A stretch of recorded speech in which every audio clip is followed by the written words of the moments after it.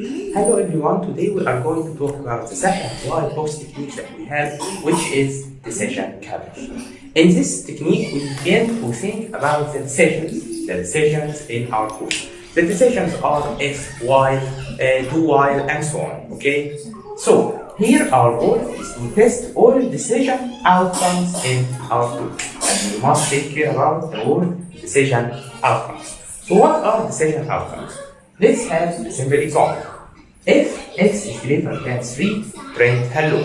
So if x is greater than 3, this is a decision, okay? Here, x is greater than 3, this is called a decision, okay? And this decision has two decision outcomes, yes and no.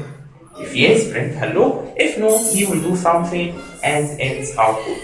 So in this example, we have one decision and we have two decision outcomes. Like we said, decision coverage cares about covering the decision out. So we must cover this false and this false. So in this case, we begin to think of our test cases to achieve 100% decision coverage. We might say x equals to 5 and x equals to 1.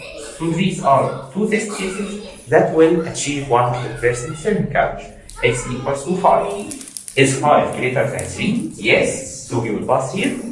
Is x greater than 3? No, so we will pass here. If there is an error in our code, we will find it by passing through this part. Okay, how do we calculate decision coverage? We begin to divide the decision outcomes that covered by our test cases by the total number of decision outcomes. In our example, what is the total number of decision outcomes? It is 2. So we will divide something by 2. What if we say, in this example, we covered 2 decision outcomes. So it's 2 divided by 2, which is 100%. But what if we had only one test case, which is if x equals to 5? In this case, we passed through the yes branch, but we did not pass through no. So in this case, decision coverage is 1 divided by 2, which is 50%. Okay, if we pass through no only, it is also 1 divided by 2, which is 50%. Okay, and that leads us to an important question.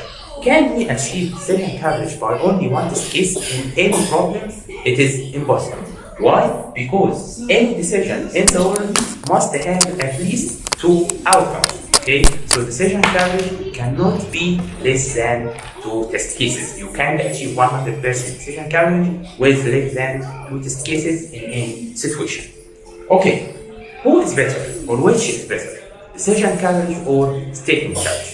Of course, decision coverage is better and more effective, and it is the most widely used technique in white box testing.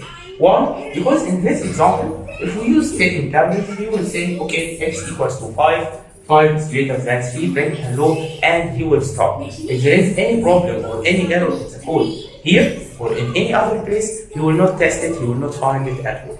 Okay? And also, decision coverage is better because 100% decision coverage guarantees 100% statement coverage. What does this mean? It means that if you perform decision coverage on your code, this means that you already performed statement coverage on your code. But the opposite is not correct. If you perform 100% statement coverage on your code, that does not guarantee that you performed 100% decision coverage. So the relationship between this is like this. This is statement coverage and this is decision coverage. So statement coverage is aside from decision coverage. Okay? And that's what makes decision coverage very cool and good. And also, decision coverage has another meaning, which is branch coverage. So if you find it in any resource like ISTQB or any other book or resources talking about branch coverage, he means decision coverage. In the next video, we will begin to solve examples of this technique. Thank you and see you in the next video.